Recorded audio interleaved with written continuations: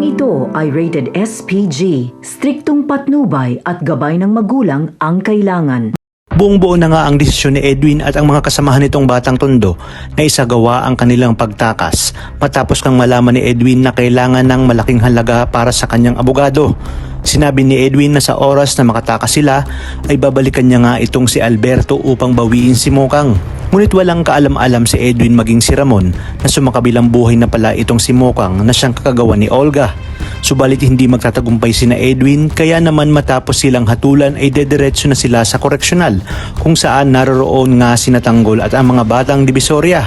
Sakto rin na sa araw na yun ay itinalagang araw ni Olga upang bawiin si Tanggol kay Balatukan na siya namang sinundan ni Ramon at si Birino dahil may duda na nga sila sa mga ikinikilos ni Olga. Sa pagdating ni na Edwin ng Bilibid, isasalubungin sila ni Balatukan at mababalitaan ng mga batang Divisoria na may alitan din pala ang mga batang Quiapo at ang grupo ni Edwin. Kaya naman sinabi ni Bong na magagamit nila itong si Edwin at ang mga batang Tondo laban sa grupo ni Tanggol.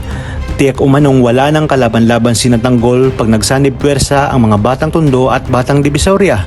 Ngunit dumako naman tayo sa magaganap na harapan kung saan makikita na ni Olga si Tanggol. Kaya dito maaalala nga ni Bubbles na si Olga nga ang siyang babaril sana kay Tanggol na siyang sinalag ni Mokang. At ang lahat ng yun ay maririnig naman ni Ramon at si Birino. Kaya't wala na ngang nagawa pa si Olga at hindi na makaisip ng palusot. Gugulantang kay Ramon ang mukha ni Tanggol na sinasabing lalaking tumangay kay Monique at makukumpirma niya nga na ito ang kanyang tunay na anak. Ngunit iisa lang ang nasa isip nila Tanggol at Ramon ay ang mga binatawang salita ni Bubbles na si Olga umano ang siyang nakapas lang kay Mokang. Dito na nga sasabayan ni Bong ang isang malaking riot kung kaya't mangyayari na ang pinakamalaking bakbakan sa loob ng Bilibid. Sa inyong palagay, matatanggap kaya ni Tanggol ang kanyang tunay na amang si Ramon lalo pat malalaman niya na rin na hindi pala ito ang nakabaril kay Mokang?